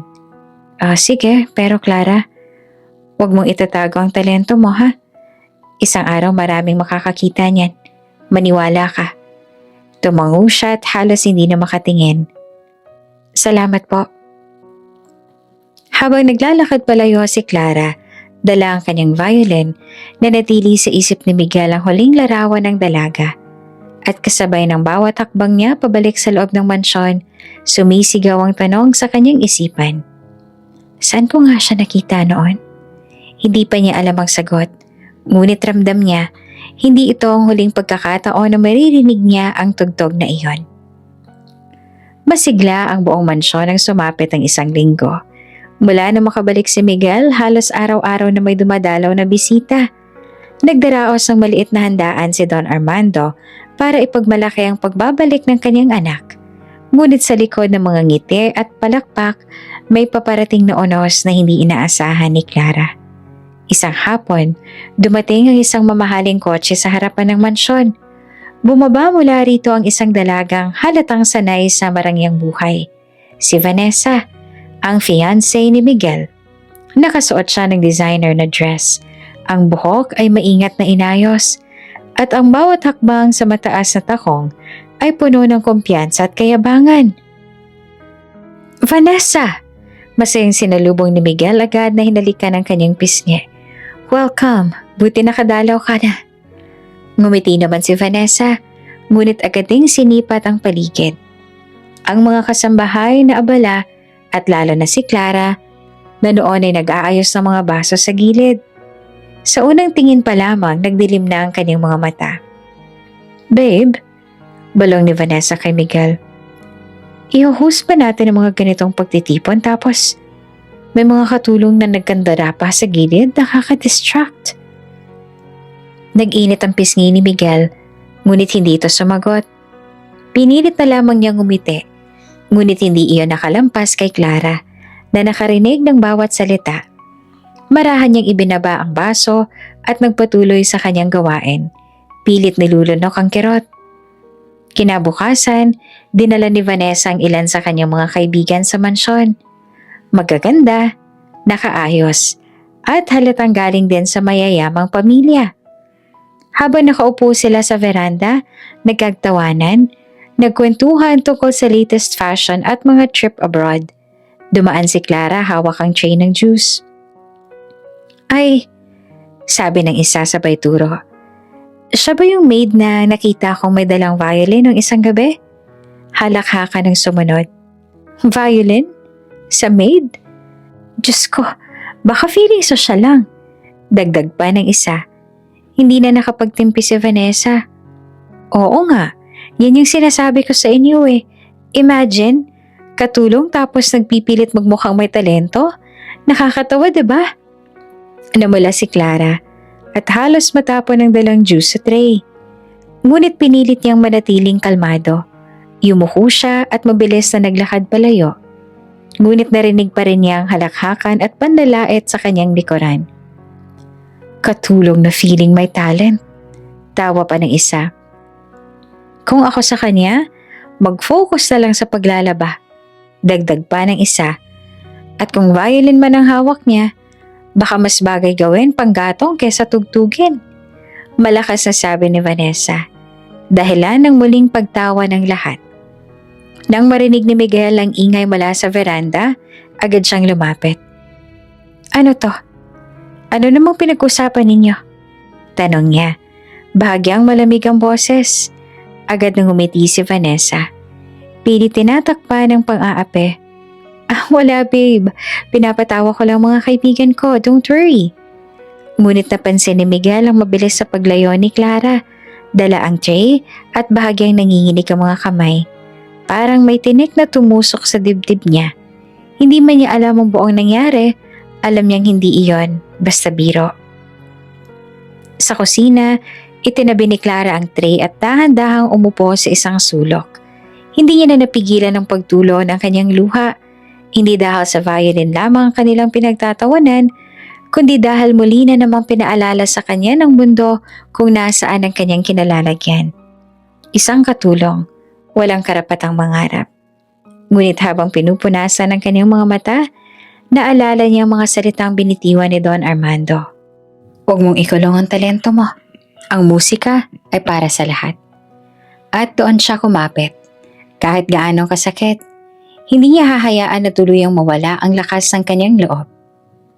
Kinagabihan naglakad-lakad si Vanessa sa hardin kasama ang mga kaibigan. Doon niya muling nakita si Clara na naglilinis ng mesa. Hindi pa rin siya nakontento. "Hoy Clara!" Malamig at papanuy ang tawag niya. "Patingin nga ng violin mo minsan. Curious na kami kung paano tumutugtog ang isang katulong. Malay natin, baka may talent ka pala. Pang-aliw sa amin." Tumingin si Clara. Kita ang pang-iinsulto sa mga mata ni Vanessa. Ngunit bago pa siya makasagot, dumating si Miguel at mahigpit na nagsalita. "Vanessa, tama na." Nabigla si Vanessa. Pati mga kaibigan niya ay natahimik. "Babe, joke lang naman." Hindi lahat ng biro nakakatawa. Malamig na sagot ni Miguel, sabay talikod. Galit na galit si Vanessa sa loob-loob niya. Hindi niya matanggap na ipinagtanggol ni Miguel si Clara, kahit hindi lantaran. At doon niya lalong naramdaman ang banta. Sa isip niya, hindi ako papayag na isang katulong lang ang makaagaw sa akin. At mula sa gabing yon, nagsimula ang mas malalim na selos ni Vanessa. Selos na magtutulak sa kanya na gawin ang lahat upang pabagsakin si Clara. Lumipas ang ilang araw mula nang dumating si Vanessa. Sa halip na lumamig ang kanyang galit kay Clara, mas lalo itong nag-apoy. Sa bawat titig niya kay Miguel na tila may kakaibang interes sa dalagang kasambahay, lalong sumisikip ang dibdib ni Vanessa. Hindi siya papayag na mayroong kahit anong hadlang sa kanilang relasyon, lalo na't isang katulong lang si Clara. Isang gabi, nagdaos ang maliit na salo-salo si Don Armando para sa mga kasosyo sa negosyo. Abala ang lahat sa pag-aasikaso ng pagkain at dekorasyon, habang bitbit ni Clara ang tray ng alak upang ihain sa mga bisita. Sinadya ni Vanessa na banggain siya mula sa likod. Kumalat sa sahig ang ilang baso, at ang pulang alak ay tumapon sa mamahaling carpet. Napatda ang lahat, at bago pa makapagsalita si Clara, narinigin na ang boses ni Vanessa. Ay nako, pasensya na po mga tito at tita. Alam niyo na kung minsan ang mga kasambahay hindi sanay sa ganitong klase ng gamit. Hindi lahat marunong humawak ng mamahaling baso. Napayuko si Clara. Halos maluha siya sa kahihiyan. Pinilit niyang linisin agad ang kalat habang naririnig ang bulungan ng mga bisita. Ramdam niyang hindi lang siya ang tinamaan ng alak, kundi pati na ang kanyang dignidad. Kinabukasan, maagang tinawag ni Vanessa si Clara. Sa harap ng ibang kasambahay, iniabot niya ang mahabang listahan ng mga gawaing halos imposible matapos sa loob ng isang araw. Clara, ikaw ang bahala rito, malamig niyang sabi. Linisin mo ang buong veranda. Plansyahin mo ang lahat ng kortina. At siguraduhin mong kumikintab ang lahat ng pilak na kubyertos. Oh, at isa pa, mag-ayos ka rin ng kusina. May bisita kaming darating mamayang gabi. Kailangan matapos mo lahat ng yan bago maghapunan. Nagulat pati ang ibang kasambahay. Pero Ma'am Vanessa, mahina ang tinig ni Jenny. Baka hindi kayanin ni Clara ng mag-isa. Hindi ako humihingi ng opinyon mo, singhal ni Vanessa. Kung hindi kaya ni Clara, ibig sabihin tamad siya. Walang nagawa si Clara kundi tanggapin ang listahan. Maghapon siyang nagtrabaho. Halos mawala ng hininga sa bigat ng mga utos. Ang mga kamay niya ay namula sa pagkuskos. Ang likod niya ay sumakit sa pagbubuhat. At ang mga mata niya ay halos mapuno ng luha sa pagod. Ngunit tiniis niya dahil alam niyang wala siyang pagpipilian. Nang dumating ang gabi, handa na ang lahat para sa hapunan. Habang nakahain ng mga putahe, dinala ni Clara ang florera ng bulaklak upang ilagay sa gitna ng mesa. Ngunit bago pa niya maayos, sinadya ni Vanessa na magsalita ng malakas upang marinig ng lahat. Ay, mga kaibigan! Ani Vanessa sabay ngiti ng mapandait. Kung hindi ninyo alam, itong si Clara mahilig daw tumugtog ng violin. Nagulat ang ilan sa mesa at agad na sumunod ang ilang halakhak mula sa mga kaibigan ni Vanessa. Violin? Siya? Isa ang bumulalas. Hindi ko ma-imagine Baka naman, tugtog-tugtugan lang ng bata. Tinuro ni Vanessa si Clara, nakataas ang kilay. Katulong na musikera. Hindi ba't nakakatawa? Siguro kung gusto niya, pwede natin siyang patugtugin pagkatapos magugas ng pinggan. Natahimik ang silid at muling namula si Clara sa hiya. Hindi niya alam kung saan ibabaling ang tingin, lalo na't naroon si Miguel na halatang hindi natuwa sa narinig. Ngunit pinili nitong manahimik muna upang hindi na lumaking eksena sa harap ng bisita. Hindi lang sa mga salita nagtatapos ang pang-aapi ni Vanessa. Sa mga sumunod na araw, sinisigurado niyang mapapagod si Clara upang hindi na ito makapagtugtog. Minsan, Pinapasa niya ng mabigat na kahon ang mga alak kahit may iba-ibang tauhan namang pwedeng gumawa. Ikaw na, Clara, utos niya. Baka naman gusto mo ring magmukhang malakas. Hindi yan nagva-violin. May pagkakataong sinadya niyang ipatawag si Clara habang nakaayos ito matapos tumugtog upang pilit na ipahiya. Ho? Bakit ganyan ang ayos mo?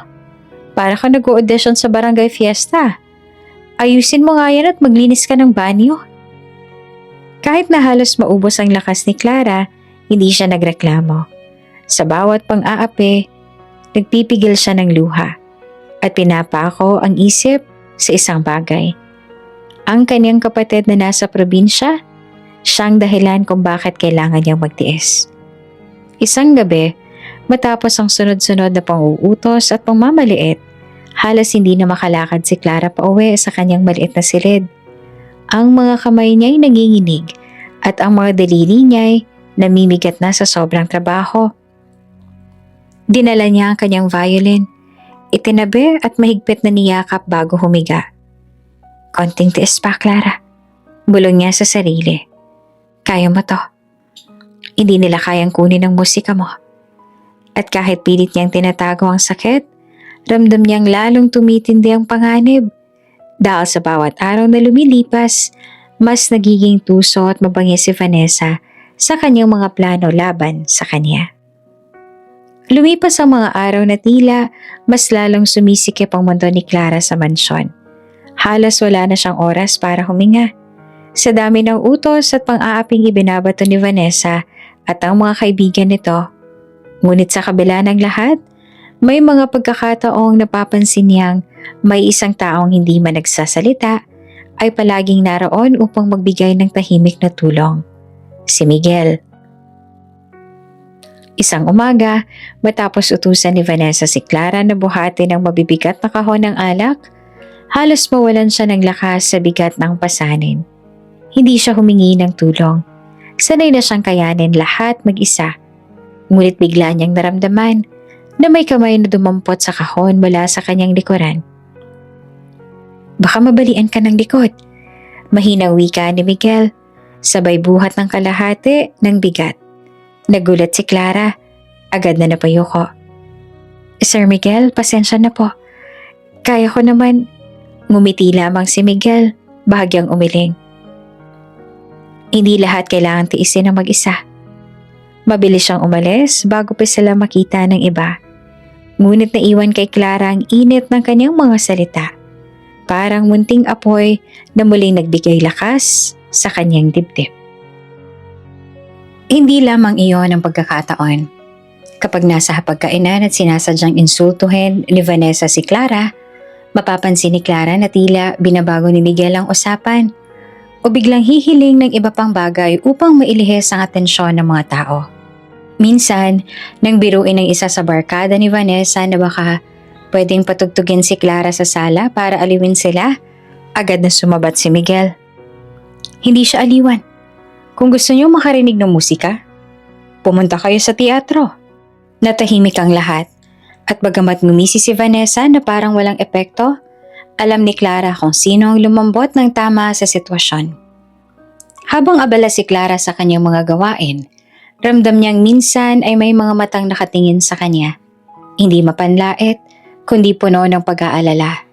Sa tuwing napapatingin siya, si Miguel ang makikita niya. Nakamasid mula sa malayo at agad ding iiwas ang tingin na para bang ayaw maglantad ang damdamin. Sa bawat tugtog niya ng violin tuwing madaling araw, alam niyang minsan ay may mga tagapakinig siyang lihim. Hindi niya nakikita, ngunit ramdam niya. At ang pakiramdam na iyon ay kakaiba. Parang ang kanyang musika ay may nakaririnig na higit na nakakaunawa. Isang gabi matapos si Clara sa trabaho, naupo siya sa bangkong bato sa hardin at tumugtog muli. Ang kanyang awit ay puno ng pagod. Ngunit may halong pag-asa. Habang nakapikit, naramdaman niya ang presensya sa paligid. At nang dumilat, nakita niya si Miguel na nakatayo malapit. Tahimik na nakikinig. Hindi siya nagsalita. Hindi rin lumapit. Ngunit sapat na ang titig na yon upang magdulot ng init sa dibdib ni Clara. Ang kanyang mga daliri ay mas naging maingat, mas naging puno ng damdamin. At sa bawat nota na pinakawalan niya, ramdam niyang may koneksyong unti-unting humahabi sa pagitan nila. Isang koneksyong hindi kailangang banggitin ng salita. Nang matapos ang kanyang tugtog, ngumiti si Miguel. Clara, huwag mong isipin na walang halagang ginagawa mo. Ang musika mo, may kapangyarihan. Nabigla si Clara, hindi makatingin ng diretso. Salamat po pero wala naman pong nakikinig. Umiling si Miguel. Mali ka, may nakikinig. Saglit siyang tumigil. Bago tumalikod at naglakad palayo, iniwang nakabitin ang mga salita. Pagbalik sa kanyang silid, hindi mapigilan ni Clara ang ngiti. Sa gitna ng lahat ng paninira, pangmamaliit at pagod, may isa palang taong tahimik na naniniwala sa kanya. Hindi niya alam kung bakit, ngunit ang simpleng presensyang iyon ay sapat na upang muling bigyan siya ng lakas para ipagpatuloy ang laban. At sa bawat pagdampi ng bow sa violin, ramdam niya, hindi na siya nag-iisa. Tahimik ang hapon sa Montemayor Mansion nang mapansin ni Don Armando ang nakabold na anunsyo sa dyaryo. National Violin Competition, bukas para sa lahat ng kabataan. Habang binabasa niya, naalala niya agad ang mga gabing lihim niyang narinig, si Clara sa hardin. Hindi ito aksidente. Para sa kanya, malinaw ang sagot. Nararapat na makita ng mundo ang talento ng dalaga. Tinawag niya si Clara. Nanginginig ang kamay ng dalaga nang makita ang dyaryo. Ako po? Don, hindi po ako bagay doon. Katulong lang po ako. Ngumiti si Don Armando, ngunit seryoso ang tinig.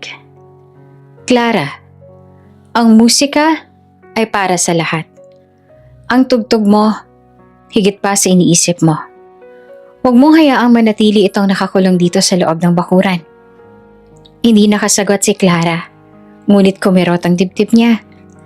Naaalala niya ang mga halakak ni Vanessa at ng barkada nito. Ang tawanan, ang pagmamaliit. At ngayon, may nagsasabing kaya niya. Para siyang hinahati ng takot at ng kakaibang pag-asa. Kinagabihan dumaan si Jenny sa maliit na silid ng mga kasambahay at nakita si Clara na nakatulala sa kanyang violin. Clara, wika ni Jenny. Ito na yung pagkakataon. Lagi kong sinasabi diba na wag mong ikubli ang talento mo. Hindi lahat ng araw ay may ganitong pintuan. Jenny, paano kung pagtawanan lang nila ako? Luma ng violin ko. Wala naman akong kasuotan at hinawakan ni Jenny ang kamay niya.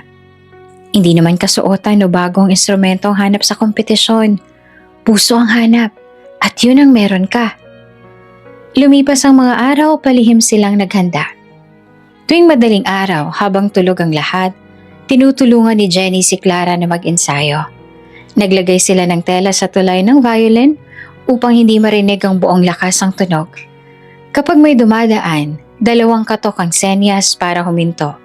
Sa katahimikan ng gabi, sa pagitan ng takot at pangarap, dahan-dahan siyang nagpatuloy. Si Don Armando naman ang nag-asikaso sa mga papeles. Ako nang bahala sa form. Ang kailangan mo lang gawin ay maghanda. Sabi niya habang inabot ang sobre na may pamasahe at kaunting panggastos. Naluha pa si Clara. Don, hindi ko po alam kung paano ko kayo mapapasalamatan. Wala kang dapat ipagpasalamat, sagot ng Don. Ang kailangan mo lang, tumugtog ng totoo. Sa mga sumunod na araw, lalo pang hinigpitan ni Vanessa ang mga utos. Pinapasan si Clara ng mabibigat na kahon. Pinapagalitan sa harap ng iba. Ngunit sa halip na mawalan ng lakas, mas lalo siyang nagpatatag. Dahil alam niya sa bawat nota na tinutugtog niya sa madaling araw, papalapit siya sa entabladong minsan ay inisip niya ang imposible. Isang gabi matapos ang ensayo, marahang inihiga ni Clara ang violin sa kanyang kandungan. Sa kanyang isip, sumagi ang mukha ng kanyang kapatid. Para sa iyo to, Luis. Para sa pangarap nating pareho. At doon niya binigkas ang pasya. Kahit mahirap, kahit palihim, Kahit ilang Vanessa pang humadlang, tatayo siya sa entabladong iyon. Unti-unti nang nagiging konkretong pangarap para kay Clara ang pagsali sa kompetisyon. Sa mga lihim na ensayo kasama si Jenny, naramdaman niyang lumalakas ang kaniyang kumpiyansa. Ngunit ang lahat ng ito ay hindi nakaligtas sa mapanuring mga mata ni Vanessa. Isang hapon habang naglalakad si Vanessa sa pasilyo, narinig niyang mahina ang tunog ng violin mula sa lumang bodega. Tahimik siyang sumilip at nakita si Clara na nag-iensayo. Hawak ang luma ngunit mahalagang violin. Sa gilid ay nakalatag ang form ng kompetisyon, maingat na nakatupi. Nagangat ng kilay si Vanessa at napangiti ng mapanlinlang. So, eto palang pinaplano mo. Bulong niya sa sarili. Gusto yatang sumikat ang katulong. Hindi ako papayag. Kinabukasan, habang abala si Clara sa paglilinis ng veranda, pumasok si Vanessa sa silid na tinutuluyan niya. Mabilis niyang hinanap ang kahon ng violin at ang nakahandang damit na pagtatanghal ni tinahin ni Jenny mula sa lumang tela. Isa-isa niyang pinunit ang damit. Bawat tusok ng gunting ay parang matalim na hagupit sa pangarap ni Clara. Walang entabladong aakyatin ng isang tulad mo. Malamig na bulong niya habang pinupunit ang tela. Hindi pa siya nakontento. Kinuha niya ang violin. Inilagay sa isang lumang baol at tinago sa silid ng mga lumang gamit sa attic. Isang lugar na bihirang puntahan ng kahit sino. Ilang araw matapos, isang mas malaking eksena ang plenano ni Vanessa. Habang naghahandaan ng hapunan, bigla niyang sinigawan si Clara sa harap ng lahat ng kasambahay at ilang panauhin. Nasaan ang alahas ko? Pasigaw niyang tanong. Hawak ang isang kahon ng alahas na binuksan at pinakitang may nawawala. Ikaw lang nakita akong pumasok sa silid ko kanina, Clara. Ikaw lang. Napatda si Clara at natigilan sa hawak na baso.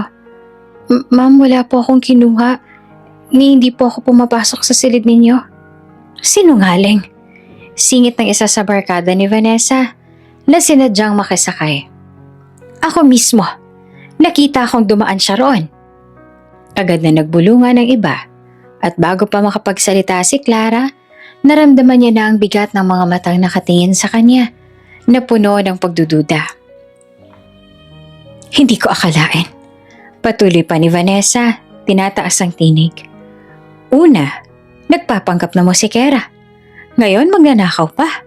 Anong susunod? Magpapanggap na parte ng pamilya? Napayuko si Clara. Nanginginig ang buong katawan. Ramdam niya ang sakit. Hindi lang sa akusasyon kundi sa mismong paraan ng pagkakapahiya sa kanya. Hindi siya makapagsalita. Dahil alam niyang kahit anong sabihin niya, hindi maniniwala ang mga nakikinig. Ngunit sa isang sulok nakamasid si Miguel. Tahimik lang siya. Ngunit baka sa kanyang mga mata ang galit. Hindi pa siya sumasabat. Ngunit malinaw, hindi siya kumbinsido sa mga paratang ni Vanessa.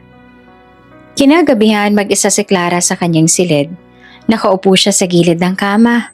Hawak ang isang peraso ng pinunit na tela ng kanyang damit pang tanghalan na natagpuan niyang tinapon sa basurahan. Tila kasabay ng pagkapunit nito ang paggawasak ng kaniyang pag-asa. Bakit ganito? Bulong niya tinutulungan ng luha ang kanyang mga tanong. Hindi pa nga ako nakakapagsimula. Guguho na agad ang lahat. Hinagilap niya ang violin, ngunit wala na ito sa kanyang kahon. Doon na tuluyang bumulusok ang kanyang dibdib. Ang kanyang pinakamamahal na instrumento, ang pamana pa ng kanyang ina, ay nawala. Ngunit sa kabila ng lahat ng ito, naaalala niya ang mga salitang iniwan sa kanya ni Don Armando at Miguel. Huwag mong ikulong ang talento mo. Ang musika ay para sa lahat. At ang malamig na tinig ni Miguel, hindi lahat kailangang tiising mag-isa. Pinunasan niya ang kanyang mga luha, kahit wala na siyang damit, kahit nawala ang violin. Hindi niya hahayaang tuluyang maagaw ang pangarap. Kahit halos mawalan siya ng lakas, may natitira pa rin na isang pagnanais na hindi kayang patayin ng kasinungalingan. Magdamag na hindi nakatulog si Clara. Nakasubsob siya sa kanyang kama. Umiiyak na parang wala nang bukas. Sa kanyang tabi, nakakalat ang mga peraso ng pinunit na tela na sana'y gagamitin niyang kasuotan para sa kompetisyon. Ang kanyang violin ng pinakamamahal niyang alaala ng ina ay nawala rin. Tinago ni Vanessa na hindi niya alam kung saan. Wala na. Bulong niya at halos wala ng lakas ang boses. Paano pa ako lalaban? Ano pang magagawa ko? Kinabukasan, halos hindi na makatayo si Clara. Habang tinatahak niya ang pasilyo ng mansyon, ramdam ng lahat ang bigat ng kanyang katawan. Namumugto ang kanyang mga mata at ang dating liwanag sa kanyang mukha ay napalitan ng lungkot. Kahit si Jenny na pilit niyang kinukumbinsin na huwag sumuko ay hindi alam kung paano siyang palalakasin. Clara, pakinggan mo ko, bulong ni Jenny sa kusina. Hindi matatapos dito ang lahat. May ibang paraan. Hindi pwedeng tapusin ni Vanessa ang pangarap mo. Umiling si Clara, halos hindi na makahinga. Jenny, kahit anong gawin ko, wala na. Pinunit ng damit. Nawala pang violin. Ano pang ilalaban ko? Baka ito na talagang kapalaran ko na manatili na lang dito habang buhay na katulong. Ngunit nang sambitin niya ang mga salitang yon, bigla siyang natahimik. Sa kanyang alaala, bumalik ang larawan ng kanyang kapatid, si Luis, ang batang palaging umaasa sa kanya. Ang mga mata nitong laging puno ng pag-asa kahit mahina ang katawan. Naramdaman ni Clara ang paghapde ng dibdib. Naalala niya ang mga sulat ng kanyang tiyahin tungkol kay Luis. Ang mga pangakong binitawan niya sa sarili. Gagawin ko ang lahat para sa'yo. Hindi kita pababayaan. Kung susuko siya ngayon, anong mangyayari kay Luis? Paano niya maibibigay ang gamot? Ang kinabukasan, ang buhay na matagal nang ipinaglalaban ng kapatid niya. Hindi. Mahina niyang bulong. Hindi ako pwedeng sumuko. Hindi ngayon. Pumikit si Clara at bumalik din sa kanyang alaala ang imahe ng kanyang ina. Nakangiti habang tinuturo siya noon kung paano humawak ng bow, kung paanong pakinggan ang tibok ng puso sa bawat tugtog. Clara, wika ng kanyang ina noon. Ang musika ay hindi lang para marinig. Ito'y para madama. At hanggat tumutugtog ka mula sa puso, hindi ka kailanman magiging talunan. Napatakip si Clara ng bibig. Humagulhol ng mahina. Ngunit kasabay nito ay nagising ang isang alab na matagal nang pinipilit patayin ng pang-aapi. At higit sa lahat, muling sumagi sa kanyang alaala ang gabing muntik na siyang maligaw sa kagubatan noong bata pa siya. Naaalala niya ang batang lalaki na nag-abot ng kamay sa kanya na siyang naging dahilan para makalabas siya sa dilim. Isang batang may mata ng tapang at kabutihan. Ngayon, habang nakikita niya si Miguel, hindi niya maipaliwanag kung bakit palagi niyang nararamdaman ang parehong init, ang parehong tingin. Hindi pa niya alam ang buong katotohanan, ngunit sa kanyang puso, sigurado siya. Si Miguel ang batang iyon. Kinabukasan ng madaling araw, muling bumangon si Clara. Mabigat pa rin ang kanyang katawan, ngunit may bago ng ningning sa kanyang mga mata. Kinuha niya ang maliit na larawan ng kanyang kapatid mula sa ilalim ng unan. Hinalikan ito at mahigpit na niyakap. Para sa'yo, Luis. Para sa atin. Para kay inay. Hindi ako hihinto. Lumabas siya sa hardin. Kahit wala ng violin sa kanyang mga kamay, tumayo siya sa lumang bangko, tumingala sa langit at pumikit. Sa kanyang isip, tinugtog niya ang lahat ng piyesang natutunan niya.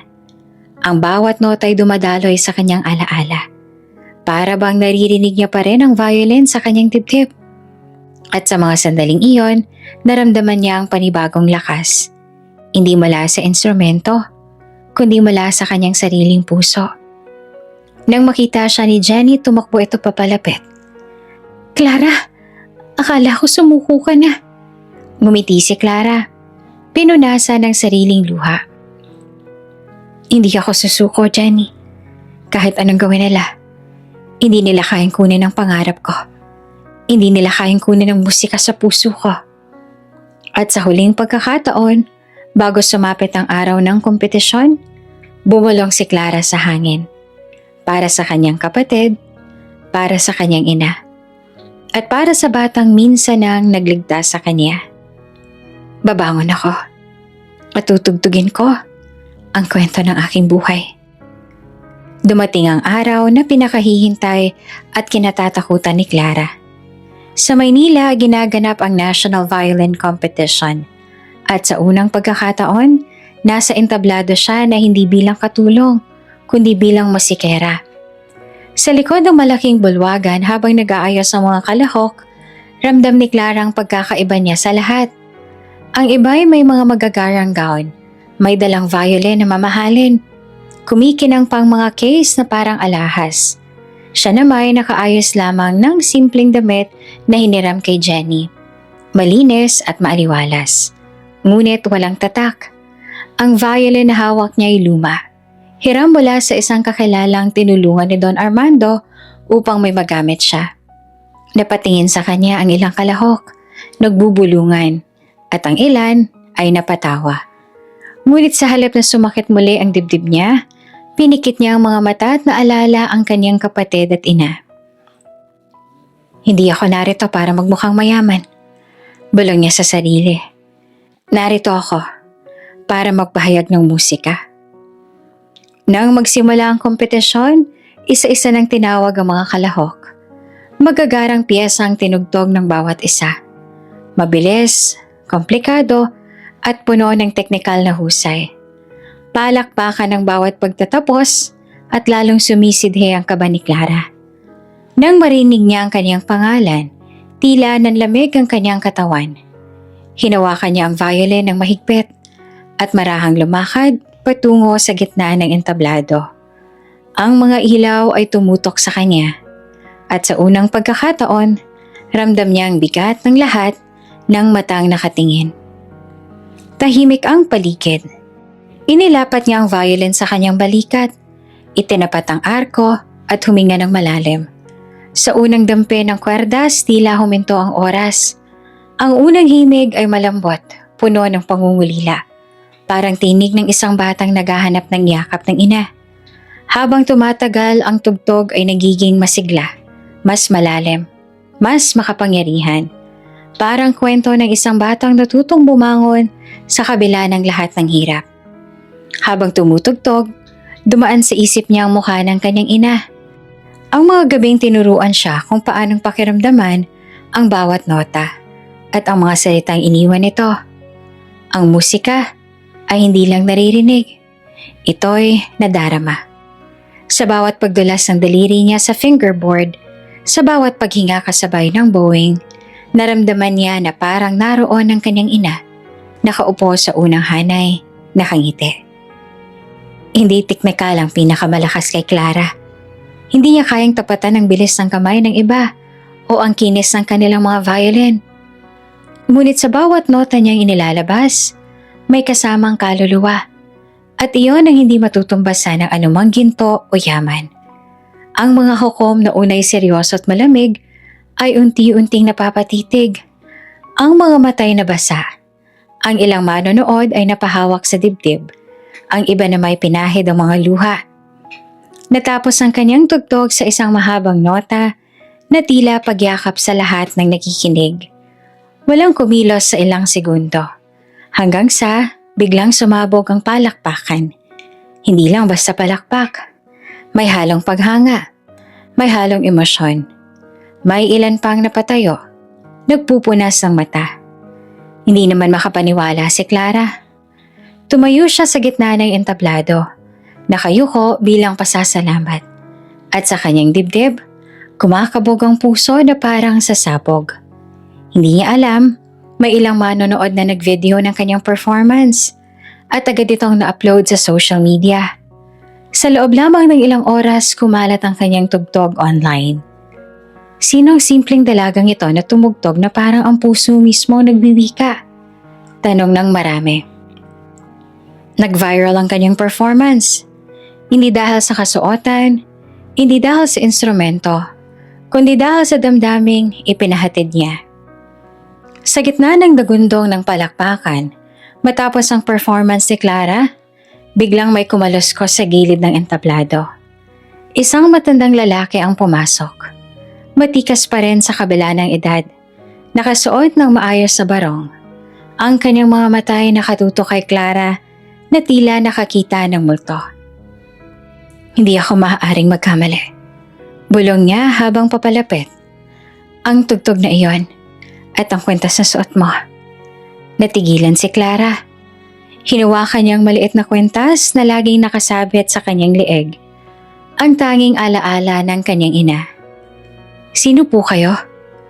Lumapit ang matanda at marahang hinawakan ng kanyang kamay. Ako si Don Ricardo. At ikaw? Ikaw ang aking anak na matagal nang hinahanap. Nagulat ang lahat. Ang mga hukom, ang mga manonood, maging si Don Armando na nasa unahan, ay napatayo. Hindi makapaniwala si Clara. Nangingilid ang luha. Ako po? Anak ninyo? Tumango si Don Ricardo at nanginginig ang boses. Nung bata ka pa, nagkahiwalay tayo dahil sa isang trahedya. Matagal kitang hinanap. Ngunit akala ko'y wala ka na. Ngayon sa tugtog mo iyon at sa kwentas na iyan, nakilala kita. Napaluha si Clara at tuluyang napayakap sa matanda. Tatay, bulong niya. Isang salitang matagal niyang pinangarap sabihin. Ngunit hindi doon nagtapos ang lahat. Biglang sumingit si Vanessa. Halatang desperada. Hindi. Imposible yan. Isa lang naman siyang kasambahay. Isa siyang magnanakaw. Lahat ng to, palabas lang. Ngunit tumayo si Miguel at humarap sa lahat. Tama na, Vanessa. Ang totoo, ikaw ang gumawa ng lahat para sirain si Clara. Ikaw ang pumunit ng kanyang damit. Ikaw ang nagtago ng violin. At ikaw ang nagsinungaling tungkol sa nawawalang alahas. Nagbulungan ang mga tao. At ang ilan sa mga kaibigan ni Vanessa ay hindi na nakatiis. Oo, totoo yan. Amin ng isa. Si Vanessa ang may pakana. Namutla si Vanessa. At bago pa siya makapagsalita, sinabayan ng tawanan at bulungan ng kahihiyan mula sa mga nanonood. Sa harap ng lahat, tuluyan siyang napahiya. Lumapit si Miguel kay Clara. Hawak ang kanyang kamay. Clara, matagal na kitang hinahangaan. Hindi ko man nasabi agad, pero mahal kita. At wala akong pakialam kung anong nakaraan mo. Katulong ka man. O ngayon na isang violinista o anak man ng negosyante. Ang mahalaga ikaw ang babaeng pinili ng puso ko. Naluha si Clara. At sa unang pagkakataon, ngumiti siya ng buong tapang. Miguel, salamat. Mahal din kita. Sa sumunod na linggo, inanunsyo ng mga hukom ang resulta ng kompetisyon. Sa kabila ng lahat ng sabotahe at hirap, si Clara ang itinanghal na panalo. Tumanggap siya ng tropeyo at premyo na hindi niya inakalang darating. Ngunit higit sa lahat ng iyon, natanggap niya ang pagkilala at pagmamahal ng kanyang tunay na ama at ang pagkumpirma ng pagmamahal ni Miguel. Ginamit ni Clara ang kanyang premyo at ang tulong ni Don Ricardo upang magtayo ng isang maliit na music school sa kanilang komunidad. Kasabay nito ay nagbukas din siya ng isang karinderya upang matulungan ang iba pang nangangailangan. Makalipas ang ilang taon, sa parehong mansyon na minsan naging kulungan ng kanyang mga luha, idinaos ang kasal na Clara at Miguel sa harap ng pamilya, mga kaibigan at komunidad. Binigkas nila ang kanilang mga panata. Habang tumutugtog ang orkestra, hindi mapigilan ng lahat ang maluha sa kasiyahan. Ang dating kasambahay na pinagtawanan at inape, ngayon nakatayo bilang violinista, anak ng negosyante at asawa ng lalaking minsan na ring naging tagapagligtas niya noong bata pa. Sa kanilang unang sayaw, bulong ni Miguel sa kanyang asawa, Clara, Simula pa lang ito. Marami pa tayong musika at kwento na gagawin. Ngumiti si Clara, nakatingin sa mga mata ng lalaking kanyang minahal. At sa bawat tugtog, ikaw ang inspirasyon ko. At sa gabing iyon, sa ilalim ng liwanag ng mga kandila at bituin, narinig ng lahat ang musika ng pag-ibig, katotohanan, at tagumpay. Bago ka pa lang sa channel neto, ibang kwento ni Ate Jane, istorya mo, ikwento ko. Huwag kalimutang pindutin ang notification bell at subscribe button.